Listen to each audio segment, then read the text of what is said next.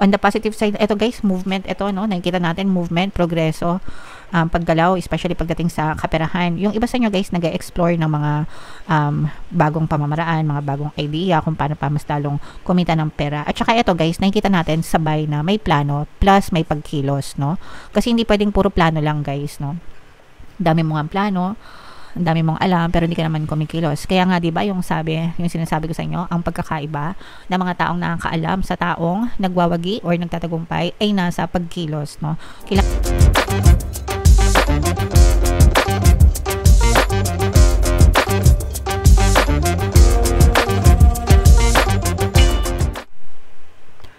Hello guys, hello Sagittarius, welcome back to Pinay Pixie Tarot. Ang pamagat ng episode natin for tonight is New Moon Kapalaran para ngayong February to March para sa Sagittarius, Sun, Moon, Rising Sign, and Venus.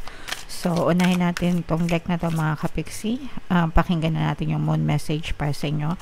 By the way guys, yung New Moon ngayong February ay sa February 28, tapos yung next na New Moon naman natin ay sa March 29 guys. So, ang reading na to ay para sa period na yan. And ito yung moon message para sa inyo. Ito guys, sobrang ganda nito. Pakinggan nyo mabuti. Nothing is yet set in stone. Ibig sabihin guys, no, wala pang final decision sa buhay natin. Ibig sabihin, hindi pa final ang lahat-lahat ng mga bagay-bagay unless tinanggap nyo na siya na final, unless na fixed na siya sa inyo. Everything is changeable and malleable. Ibig sabihin, lahat pwedeng magbago. Kaya nga, 'di ba, sabi nila, change is the only permanent thing in this world. Kasi totoo 'yon. Lahat nagbabago mga kapiksi. Every single time, every single moment, every single day, whatever. Lahat ng bagay pwedeng magbago, guys. So, kung gusto niyo magbago yung buhay nyo, kailangan magbago muna kayo. Yung mga paniniwala nyo, yung habits nyo, yung patterns nyo. Everything has to change para magbago yung buhay nyo. So, hindi pa yan final, guys. Okay? So, attuned to the moon, I know that the best will unfold for me. Comment nyo yan sa baba, guys, no? I know that the best will unfold for me. Palaging the best lang yung maaaring mangyari sa inyo. And i-claim nyo, guys, no, na palaging the best din yung mangyayari sa inyo. Huwag kayong, guys, no, marami tayong nababasa sa comment, yung mga nagmumukmok and nagrereklamo sa buhay nila, and naintindihan ko naman yun guys dahil sa mga current circumstances nyo, siguro talaga medyo may mga pinagdadaanan kayo, pero wag nyo nang sabihin ng paulit-ulit guys, kasi the more na sinasabi nyo ng paulit-ulit, the more na mahihirapan lang kayo. So tell yourself, no, the best will unfold for me, magiging ma-okay din ang lahat sa akin, everything will always work out in my favor. Yan, malalampasan ko din to, magiging ma-okay din ako. So alam nyo yun, kausapin nyo yung sarili nyo mga kapiksi. Okay?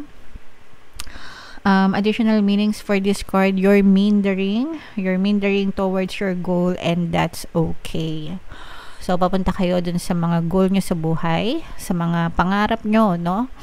And okay lang yan guys, wag tayong magmadali, no? Wag nating madaliin yung mga bagay mga kapiksi. Kailangan hayaan lang natin si universe na ibigay divine timing, mga kapiksi, no? Wag nating madaliin lahat. Staying adaptable is the key to success. Pag sinabing adaptable guys, kailangan flexible kayo. Kasi nga lahat nagbabago, no? So dapat flexible talaga kayo. And kapag hindi kasi kayo flexible, nagkakaroon ng resistance. Ibig sabihin, ayaw nyo ng change, ayaw nyo ng pagbabago. So nagkakaroon ng resistance. Pag sinabi resistance, panlalaban, di ba? So the more na nagre-resist kayo, the more na mahihirapan kayong sumabay sa agos ng buhay. So kailangan flexible tayo palagi, guys. Okay? Make sure you're not being led astray. Kailangan kayo guys, focus, no? Excuse me guys. Sorry, pasensya na. Kailangan palagi tayong naka-focus mga kapiksi sa mga goals natin, sa mga desires natin. Huwag tayong basta-basta magpapa-impluwensya, no, sa mga tao sa paligid natin. Stay true to your goal, guys. Ayan na, have you become distracted? Time to focus. Kakasabi ko lang guys, focus, focus, focus. Mga kapiksi, wag niyong hayaan na nakawin ng ibang tao yung mga pangarap nyo, no, yung mga karapatan nyo sa buhay. Own it, mga kapiksi. Buhay mo yan, so ikaw yung masusunod, ikaw yung nag-create ng reality mo, di ba? So be firm, guys, okay? And stay with it, whatever it means to you. Kailangan panindigan mo kung ano talaga yung gusto mo, kapiksi. Pag gusto mo, wala nang mga dahilan, di ba? Kaya nga sabi nila, pag gusto may paraan, pag ayaw may dahilan. So guys, excuses, stop those, and focus on, building your dream life, mga kapiksi. Alright? So, comment down below, guys. Sobrang ganda ng mga moon messages for you. Tingnan natin yung ganap sa inyo ngayong no moon season. Shuffle ko muna to, guys. Habang sinushuffle ko to, panoorin nyo muna yung video natin regarding sa ating paano mag-manifest ng abundance video course. Kapiksi, sawa ka na ba sa mga struggles at hirap sa buhay mo? Masipag ka ba at masikap sa buhay ngunit hindi ka pa rin umaasenso? Ilang beses ka na bang nag-attempt mag-negosyo at mag-invest pero palagi ka pa rin nalulugi?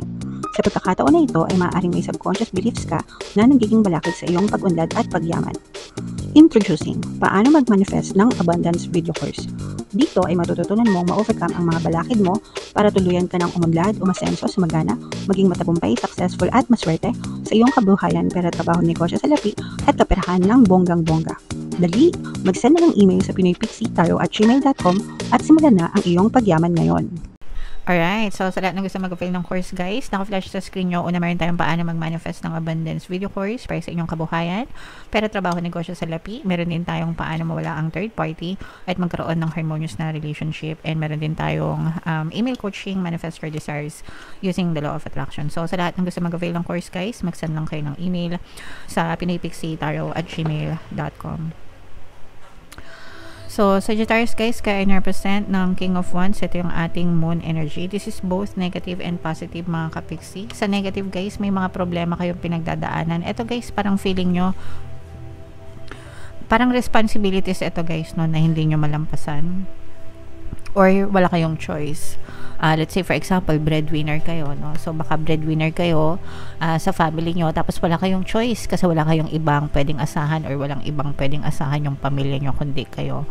O kaya naman, baka naiipit ka sa trabaho, baka yung boss mo mahigpit sa'yo or yung mga kasamaan mo sa trabaho, pero wala kang choice kasi may kontrata kang pinirmahan, o kaya naman wala kang choice kasi wala kang ibang employer, wala kang malipatan, so tinitiis nyo, mga kapiksi. Alright? For some of you, pwedeng sa relationship din ito na kung saan parang nagkakaroon kayo ng trust issues ng iyong partner o specific person, tapos parang wala kang choice na umalis sa kanya or makipaghiwalay kasi kasal kayo or whatever. Meron kasing iba na hindi kayang makipaghiwalay sa person nila kahit na nagdudusa sila sa relationship, no? So parang ganun kayo, baka umaasa ka lang sa person mo na baka siya yung kumikita, ganyan, and wala kang pantusto sa mga anak mo, kaya hindi ka makalabas sa relationship. So multiple reasons, guys, pero yun nga yung nakikita natin na either naiipit sa relasyon, lack of choice, mga kapiksi, kaya parang medyo nagdudusa kayo dito. So pag-isipan nyo mabuti, guys. Kung wala talaga kayong choice, tiisin nyo hanggang kaya nyo. Kung wala naman, find your way out of that situation. For sure, tutulungan kayo ni universe para makalampas din kayo dyan sa ganyang klase ng sitwasyon, mga kapiksi. Okay?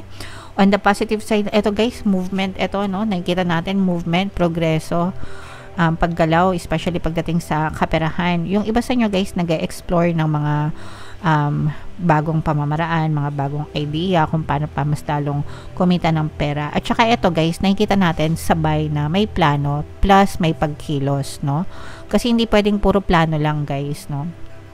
Dami mo nga plano, ang dami mong alam, pero hindi ka naman kumikilos. Kaya nga, di ba, yung sinasabi ko sa inyo, ang pagkakaiba ng mga taong nakakaalam sa taong nagwawagi or nagtatagumpay ay nasa pagkilos, no? Kailangan sinasabayan ng kilos, and kapag sinabayan nyo ng kilos yan, mga kapiksi, talagang abundance of wealth ang daladala nito sa inyo. So, pag sinabing abundance of wealth, kaperahan, mga kapiksi, magdadala ito ng tagumpay sa kaperahan. For some of you talaga makaka-experience kayo ng financial stability and security sa inyong buhay, mga kapiksi. Pero syempre guys, no, kilos, gawa, plano, sabayan ng pagdadasal, pag-affirm mga kapiksi, and positibong mental diet palagi. Huwag nyong kakalimutan, yan talaga yung susi ng matagumpay na buhay. Guys, kung medyo napapagod kayo, guys, magpa-check up din kayo, no, sa mga, kailangan ko lang sabihin, baka may mga nananakit yung likod sa inyo, nananakit yung likod, nananakit yung balakang, anything na may kinalaman sa back, mga kapiksi, back pain, ganyan, whatever type of pains na nararamdaman nyo, magpa-check up, magpa-consulta sa mga doktor manggagamot, baka baka iba na pala yung nararamdaman nyo. Mas mabuti na yung maagap, mga kapiksi. So, what else guys? Tingnan pa natin. Ito talaga, meron talaga mga emotional pain na pinagdadaanan kayo, no? Ito, feeling ko sa trabaho ito, mga kapiksi. More on work ito. No? Kasi pagdating sa relationship, nakikita natin na for some of you, maganda naman yung relationship nyo sa pamilya nyo or sa specific person. Pero itong nararamdaman ko na emotional pain, this is more on parang trabaho, especially sa mga kapiksi natin na